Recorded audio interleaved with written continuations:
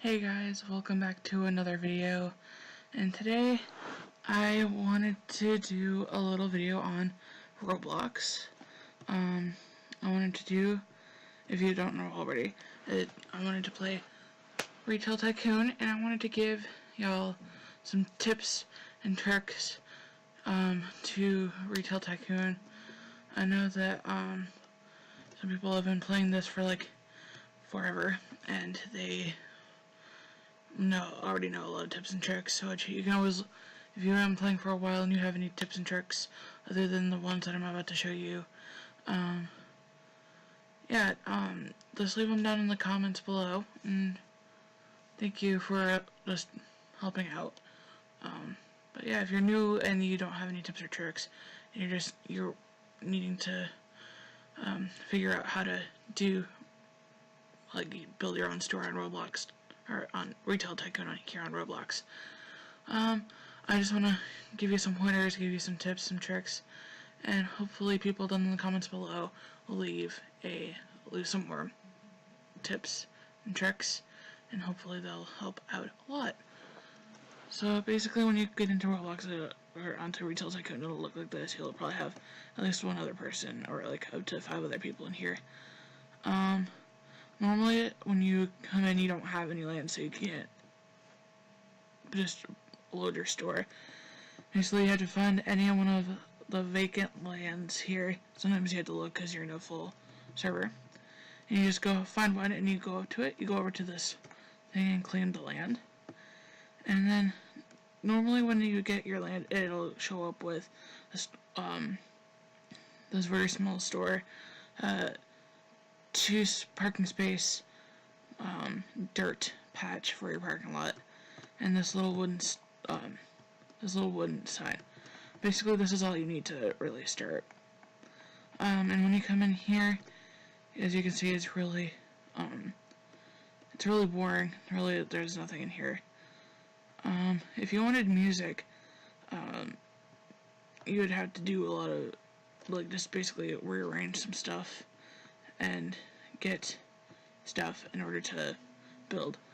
But just to go through all this stuff, with manage you have, you basically can put stuff onto shelves. Obviously I don't have any shelves just yet, so hold up. You basically get your store ratings, which up here in the corner you can also find your ratings and how much cash you have. And in here, you basically have your data. Since I haven't had anybody yet in this one, basically when you start having customers, you'll see like what they're rating your store based on all of these things right in through here: cleanliness, crowdiness, decoration, selection, yada yada yada. Moving on to supply and everything, you would basically, you have all these items to go through,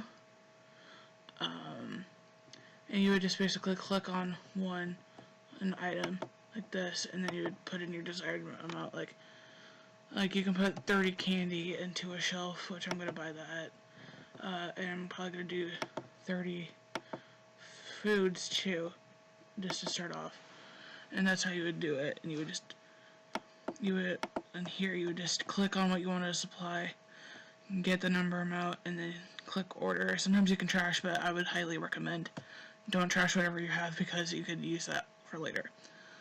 Unless you buy the incorrect thing, they can trash it now and then get some more later when you have more money. 3 for upgrade. You can either buy more land, which the plots of land start off at 1,000, and they go up to as high as 5,000.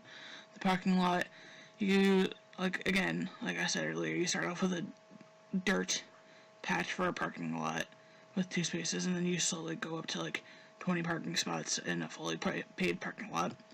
With the signs, you start off with a wood sign.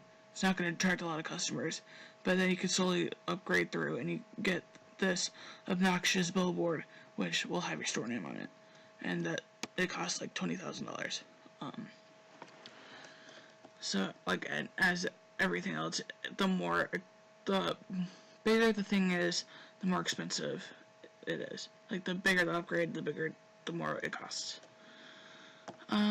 For workers, you can hire workers. Wouldn't recommend you using it when you're first starting out because, again, you have a tiny store. You can basically do everything yourself. With Furnish, you can get, like, your register. Like, you can get a self-checkout, which costs $2,000, or you could get a regular register, which I'm gonna just get a regular register to basically just start off everything to make sure that everything's good, so that way your customers won't complain. And I'm gonna get a couple of shelves just to put my food on, and basically I can get more of those later when I have more money. You can get a display shelf, which displays food or video games. You can get your freezer for food. You can get your display table for stuff. You can get a hat rack, a clothes rack, a regular rack to have storage, or in this case, this regular rack is just for putting items on, or you can put a display case. Normally when you're getting from management, you can put in storage for basically getting more items for stuff to be restocked, and you can get an office desk for a manager that you hire. And for decoration, you can get basically a bench, a plant, or a tree, or a fountain, or you could get money trees, or a golden statue. The only way that you can get the golden statue is if you are a beta tester. Otherwise, you won't be able to get it anymore.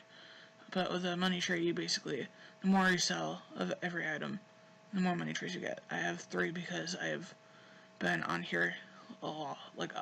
Not really all that long, like less than a month, but I have 3 money trees because I've been selling a lot of items in my original one.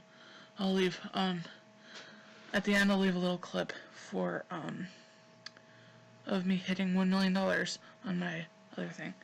And P.S. you can also move your items, like your shelves and everything, with this, to move them different spots when you get a bigger store. And you can you can sell the items if you don't really need them anymore, and you get 80% of the value back. In build, you basically can build walls when you upgrade. You can get it in different wall heights. You can get different kinds of flooring when you get new land. You can get different kinds of ceilings. Of course, are going to be like they're going to be better the more that you get and the more that you upgrade. And whenever you want to demolish something to make the store bigger, you just hit bulldoze and you get half of the value of whatever you're demolishing back. So no worries. You just bulldoze to get whatever you need back, and then you can just get more money for everything. And in options, you can basically choose to open or close your store. You can change the color of your store. You can change the name of the store. You can whitelist people to allow them to become owners, so that way they can help you. With your store icon, you just basically have yourself. Otherwise, you can just put in the different things that you put in for your supplies that you use at your store that you put in. Then you have when you put in speakers in your ceilings, you can basically choose through any of these songs. They are Kevin MacLeod songs, so basically they're free to use on the game, and the owner of this game gave credit to him. So these are just the ones that you have. P.S. you have these slots down here.